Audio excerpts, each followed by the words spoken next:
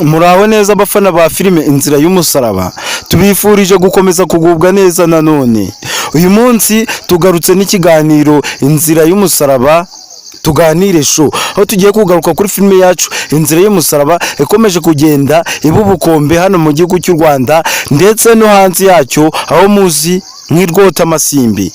Filime y'amateka, filime nyarwanda, filime Inzira y'umusaraba.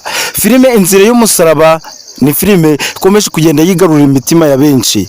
Filime Inzira y'umusaraba ni filime irimo abana babiri b'abakobwa bahanganiye umusore umwe ari we Cyusa. Abo bana babiri b'abakobwa n'uwo bita Iribagiza ndetse n'uwo bita Isimbi.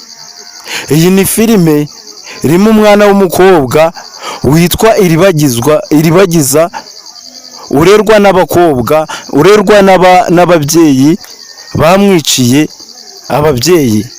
Bari ababyeyi mubona barera Iribagiza nibo bamwiciye ababyeyi. Bari ababyeyi mubona ari bo Rugema na Nyirantambara ntago ari ababyeyi b'ukuri ba Iribagiza. Iyi ni filime Inzira y'umusaraba, aho nyuma y'igihe kirekire twari tumaze igihe dutegereje ko ikimenyetso kiba cyasohoka ngo kije ahagaragara, dore ko ari ibintu byari bimaze kuba byarambirana muri filime yacu Inzira y'umusaraba. Uyu munsi nanje ngo duserebure kuba ikimenyetso cyagiye hanze. Ngira ngo abantu mwakurikiye episode ya 85 ya filime yacu Inzira y'umusaraba mwaje kuba mwabibona neza ikimenyetso kiri kwita ko ry'iburyo rya Iribagiza. Abantu mwishimiye kuba Iribagiza byarangiye atsinze nyuma y'igihe kirekire n'ibibazo bikomeye yagiye ahura nabyo. Fabiola na Isimbi batamworoheye na gato. None kuri ubu ngubu ukuri kukaba kwagiye hanze, ukuri kukaba kwaciye mu ziko rigushe. Ndabasabye ngo mutange ibitekerezo byanyu hasi muri komenti, uko mwiyumva kuba mwamaje kubona ko Iribagiza wa nyawe yaje kuba yatsinda. Ese n'abantu mwishimiye kuba Isimbi yatsinzwe, kuba Isimbi na Fabiola ndetse n'umuryango wose wa Isimbi basebye? Namwe nimutange ibitekerezo byanyu hasi muri komenti. Rwari urugamba rutoroshe kugira ngo Sylvie abe yarekura ikintu gikomeye cyangwa se ibanga rikomeye ariryo twari dutegereje kugira ngo rikemure ibibazo byose twari dukomeje kwibaza kuri filime yacu Inzira y'umusaraba, kuba byaje kuboneka uyu munsi.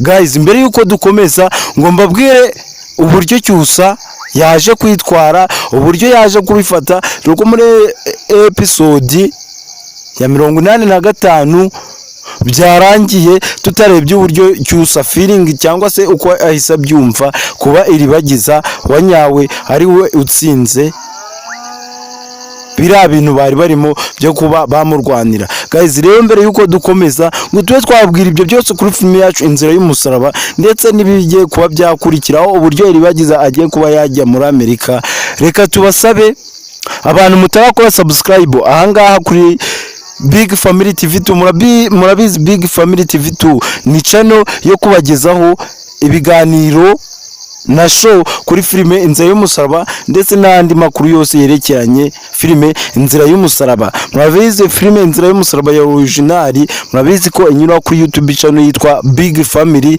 TV, na iyi ngiyi ikaba yitwa Big Family TV2. Guys, rero mbere yuko dukomeza, reba neza munsi y'iyi video gato kuri ko ahantu handitse subscribe. Nimba ko ahantu handitse subscribe munsi y'iyi video gato, kandaho harahita haza akantu kakazogera nako ukande ko notification ya mbere kugira ngo ujye ubana natwe mu kiganiro Inzira y'umusaraba tuganire show ndetse n'andi makuru yose yerekeranye ku mafilime mukunda ahangaha muri sinema nyarwanda. Nkuko twabibasezeranyije ko tutazigera tubatenguha, reka tubanze dukomeze. Nizera ko na like ibyo ngibyo ari ibintu wamaze kuba wakanda like, urabizi ni ikintu cy'agaciro, ndetse n'iyo comment yawe, igitekerezo ufite kuri filime yacu Inzira y'umusaraba kiduhereze, kitugezeho. Ese guys, ikibazo cyangwa se impungenge dukomeje kugira nk'abafana ba filime Inzira y'Umusaraba, dukomeje kugira impungenge z'uko Cyusa yari yarakunze Isimbi ku rwego ruri hejuru. Cyusa tuvuga ibintu dusubira ibindi, Cyusa nk'abantu mwabibonaga, namwe mwabibonaga ko Cyusa yikundiye Isimbi.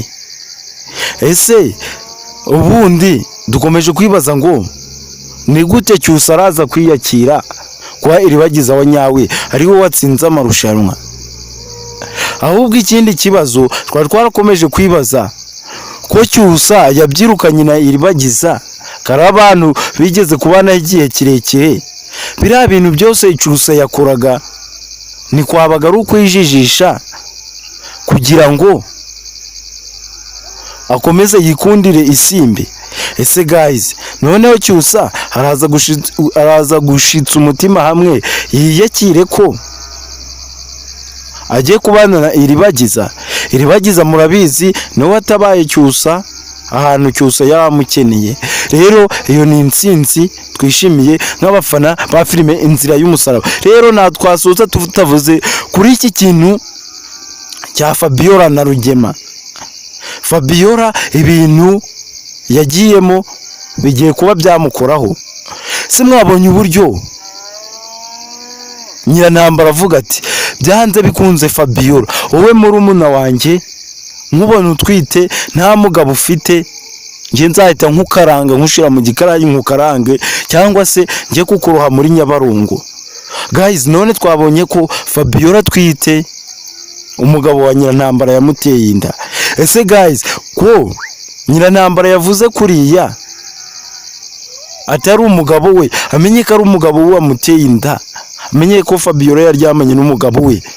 Murabona ibintu bigiye kuzaba kuri Fabiola ari ibihe? Guys, bye bye, duhe igitekerezo cyawe tuze